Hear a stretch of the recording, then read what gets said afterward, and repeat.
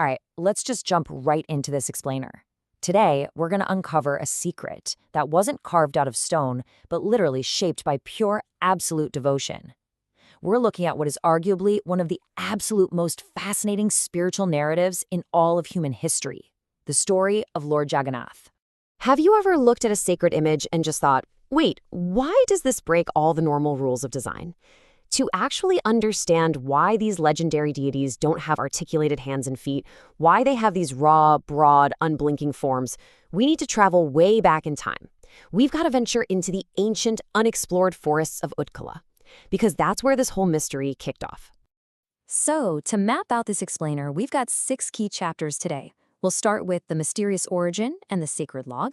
Then we'll look at the philosophy of the form, how the deity became the great social equalizer, and finally we'll wrap up with the moving chariot festival and the ritual of the royal sweeper. Let's get into it. Chapter 1. The Mysterious Origin and the Call of Nilamadhaba. Our story starts way before the Grand Temple at Puri was even a thought. The Supreme Consciousness actually first showed up as a mysterious sapphire deity named Nilamadhaba, hidden deep inside a secret cave. And this deity was worshipped by exactly one person, a Sabara tribal chief named Visvavasu. But enter King Indradumna. This guy was a highly prosperous ruler, and he had this huge spiritual itch to find this ultimate manifestation. So what does he do? He sends his most brilliant priest, Vidipati, out into the wild. Now, Vidipati was patient. He spent a whole month earning the tribe's trust, even marrying the chief's daughter. When the chief finally agreed to take him to the cave, he had one condition. Vidipati had to be blindfolded. But Vidipati, totally one step ahead. Over a 3-month period, during that blindfolded trek, he secretly dropped a handful of tiny mustard seeds. It's actually brilliant. He left a living trail that eventually sprouted into bright yellow flowers, basically acting as a natural GPS to guide the king's massive army right to the cave 6 months later. But, well, here's where the universe steps in. When the king, the chief, and the priest finally stepped into that dark cave a year later, they lit their torches and saw absolutely nothing. Nilamadhaba had vanished into thin air, gone. The king was absolutely crushed.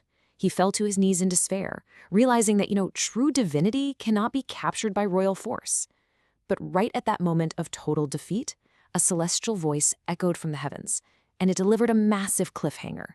It told the king to look toward the rolling waves of the sea at Puri for a brand new form, one that wouldn't be hidden in a cave, but would belong to all of humanity. Moving on to Chapter 2, the sacred log and the manifestation of Darubrahma. So the king rushes to the golden shores of Puri, and what does he find? Floating gracefully in the crashing salt waves is this massive, radiant log of wood known as Darubrahma. It even had these auspicious marks on it, the conch, the wheel, the lotus, and the mace. But here is where we get a massive lesson in humility.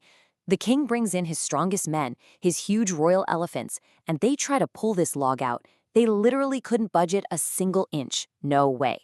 It was only when the king finally swallowed his pride and humbly touched the sacred wood, right alongside the tribal chief and the Brahmin priest, basically representing the unity of all humanity, that the massive log suddenly drifted onto the shore, light as a feather. Kinda incredible, right? But okay, the challenges definitely didn't stop there. The king got the finest sculptors to try and carve this divine wood, but the second their iron chisels touched the bark, the blades completely shattered. Just bam, broken. Out of nowhere, this frail old carpenter shows up, and according to the ancient texts, this was actually the divine architect Vishwakarma in disguise. He says, I'll carve the deities, but I have one unbreakable demand.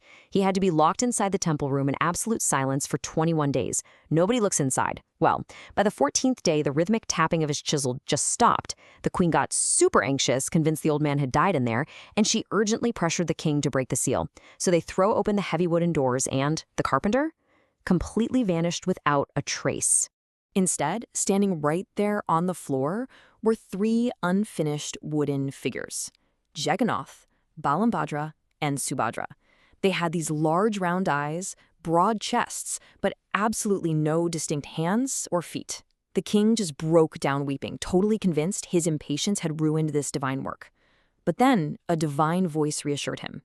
Do not weep, O king, for these forms are complete in their incompleteness. Now, for a kingdom that was used to flawless, perfect gold and stone idols, this revelation was an absolute shock to the system. They were stunned. All right, Chapter 3, Philosophy of the Form Beyond Boundaries and Perceptions.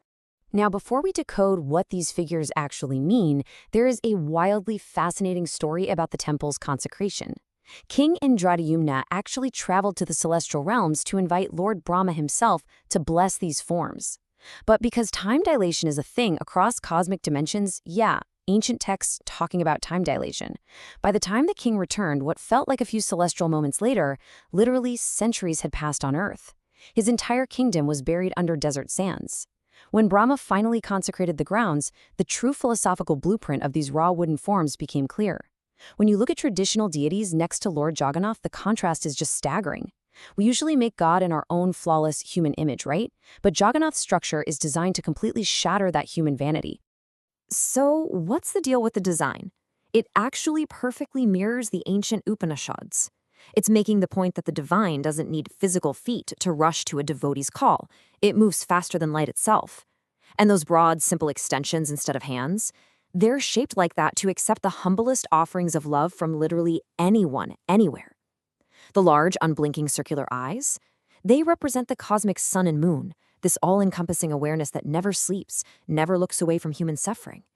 And that striking jet-black complexion represents the absolute void of the cosmos, absorbing everything into itself, totally unaffected by whatever is happening on the outside. But you've got to put yourself in the historical context here. Imagine trying to introduce this highly abstract cosmic philosophy into a deeply fractured era that was defined by super strict social divisions. How does that even survive? Well, the answer to that question would basically shake the foundations of their entire traditional social order. Which brings us to Chapter 4, the Great Social Equalizer, Destruction of Social Barriers. Right from day one, the culture around Jagannath acted as this monumental equalizer. It took the raw, nature-based traditions of the indigenous Sabara tribe and permanently blended them with the scriptural knowledge of the classical priests. Think about this. The Dyapatis, who are the direct descendants of that original tribal chief Viswavasu, they hold the exclusive, completely non-negotiable right to touch, serve, and carry the body of the Lord during the most sacred times. Without them, the grand festivals literally cannot even happen. And that brings us to what might be the ultimate expression of this equality: the sacred food offering known as Mahaprasad. In the outside world back then, customs strictly enforced social separation during meals. But inside this temple courtyard, all of those barriers completely melt away. You will literally see a highborn scholar and a manual laborer sitting side by side on the exact same stone floor, feeding each other from the very same clay pot. In fact, rejecting the food based on someone's social background is considered the highest possible spiritual offense. The message is loud and clear. Before the altar of the universe, no crown is too high and no humblest beggar is too low. But here's the thing.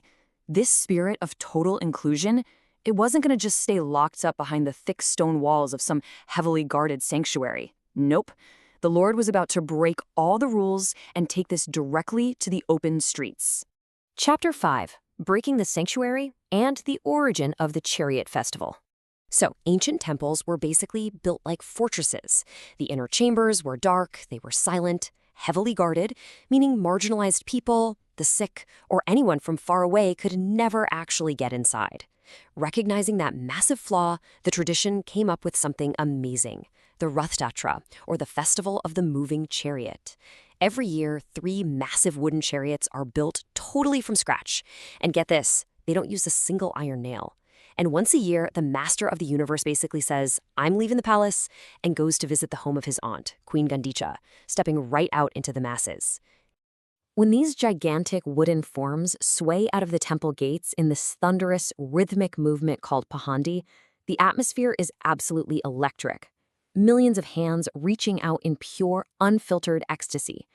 At that exact moment, the heavily guarded distance between the human and the divine drops to absolute zero. In our final chapter, Chapter 6, the Royal Sweeper and the Ritual of Chirapanhara.